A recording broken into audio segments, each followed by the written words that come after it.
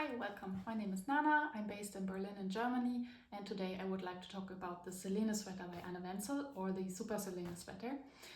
I'll try to keep it short so that if you are thinking about knitting this sweater, maybe get a better impression whether you really want to knit it or not. So I will talk about the construction, about the yarn that I used, about maybe if there are tricky parts in this pattern, and how I like it after now having this sweater for a couple of months.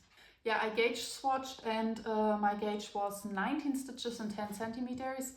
And then I had to decide whether the Selene sweater or the Super Selene. And the Selene has a gauge of 20 stitches and the Super Selene of 18 stitches. So I was exactly in between. But yeah, for both sweaters, this is not a big difference in gauge. So I could have knit the Super Selene and sized up so that what I get will turn out a bit smaller, or the Selene and size down and what I get would be a bit larger.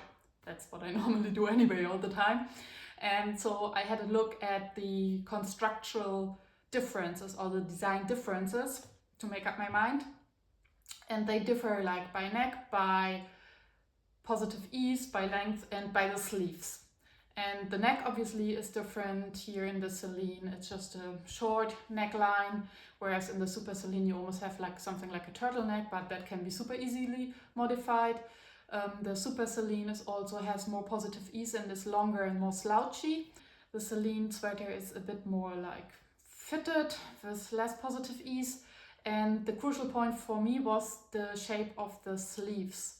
The Selene sweater has the sleeves become more narrow towards the hands, whereas in the Super Selene the sleeves end quite open. So in the Super Selene you have like a long cuff with twisted ribbing, and the end of the sleeve is quite large.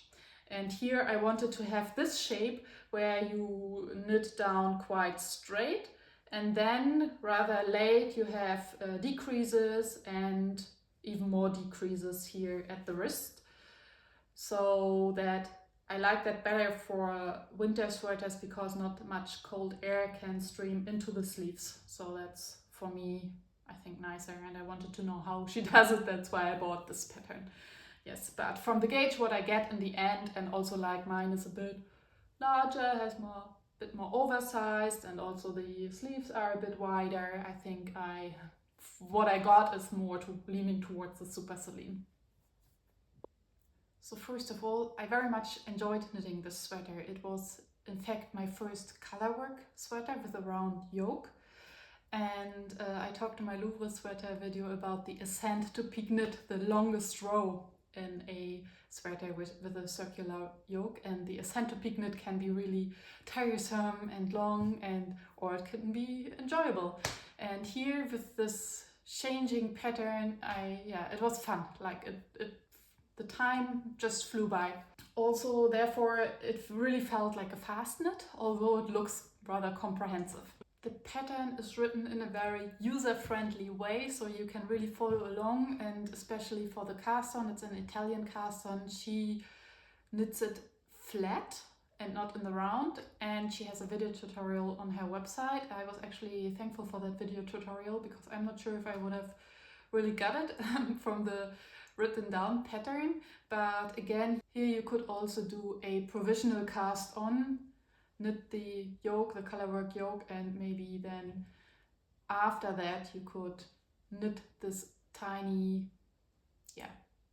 neckline and maybe do an Italian bind off, which I find easier than an Italian cast on. But also her pattern is very, you can follow it along very well.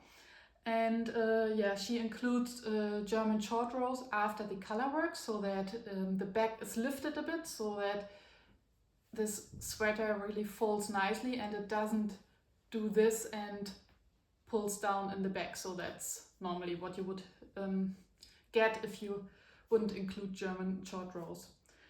And otherwise it's straightforward, and I think it's also a very beginner-friendly colorwork pattern. You really have like this large colorwork elements. I mean, you also have rather long floats, so for me that was something I had to get used to. I tried to pull out the yarn as far as possible from the contrasting color. So because if it's pulled too tightly, you have the risk of here this forming some sort of bumps. Yeah, but it worked out pretty well. The yarn choice, this time I did not take the recommended yarn from the pattern. The yarn that is actually recommended is the Isaiah Tweed, combined with some silk mohair. I normally like to stick to the recommended yarn because I always think when a designer designs a pattern, the inspiration often comes from the yarn. At least when I drafted sweaters myself, I had the yarn first and I was thinking, what can I do with it? And I designed the pattern actually around the yarn. But yeah, here I had some yarn in my stash for years and I was looking for a pattern that could suit it. And I found this one and I'm actually very happy with it. So I used here as the main color, this is the Tandem by Westwool. And I bought it in Amsterdam, in Stephen West's shop, as a souvenir, and later I didn't know what to do with it, and it took me a while to decide for a pattern. So this is 10% Texel, 90% Falkland Merino, so it seems like a merino of two different sheeps living on different islands. Yeah, and I paired it with the soft silk mohair by Knitting for Olive, because it is the exact same shade. I would have used my beloved Midnight Soul, but it didn't have the right shade to go with it. And I swatched this like several times, and to me it seemed that this yarn really requires a non-stretchy fingering lace weight yarn to go together with it to hold it together, because this seemed a bit too soft and too stretchy, and I would have been afraid that my knitted sweater would lose shape over time. So I thought that, yeah, it was very good to pair together. And for the contrasting color, I used Pear Gynt in Almond. And that one I paired with the Midnight Soul by Kamarose in a similar beige. And I very much like the strong contrast of the rather dark yarn with the very bright pattern. I finished this sweater shortly before Christmas last year, Christmas 2024. I knit the sweater in parallel with the October sweater. And have I been wearing it since then? Yes, obviously. I mean, the pilling tells you I have been wearing it.